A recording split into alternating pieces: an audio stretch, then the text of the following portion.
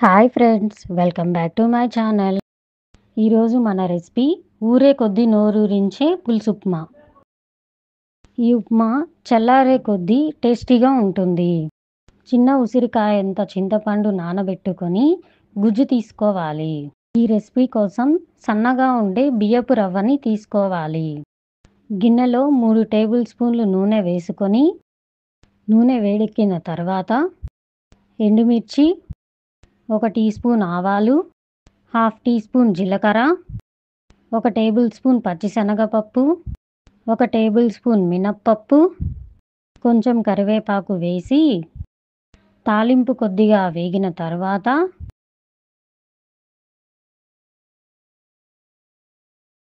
ఒక పెద్ద ఉల్లిపాయ తరుగు, 4 పచ్చిమిర్చి చీలికలు వేసి ఫ్రై చేసుకోవాలి.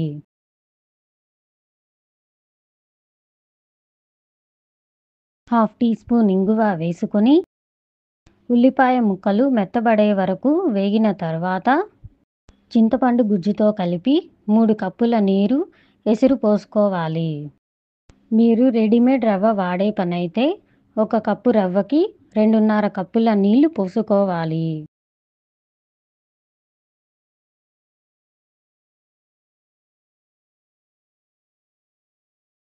రుచికి తగినంత ఉప్పు, హాఫ్ టీ స్పూన్ పసుపు వేసి ఎసురు మరగనివ్వాలి.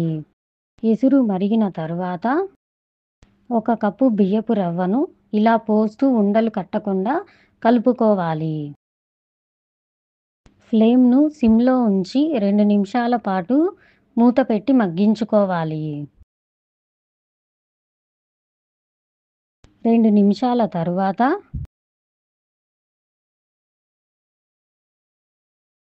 ఒకసారి కలుపుకొని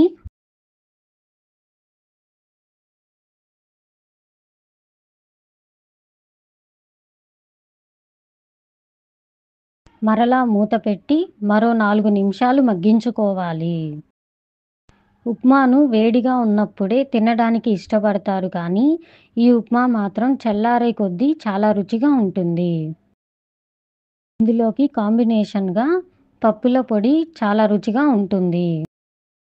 ఊరే కొద్దీ నోరూరించే పులుసుప్మా రెడీ. ఈ రెసిపీ కనుక మీకు నచ్చినట్లయితే లైక్ చేసి, షేర్ చేసి, సబ్స్క్రైబ్ చేయండి friends. Thank you for watching.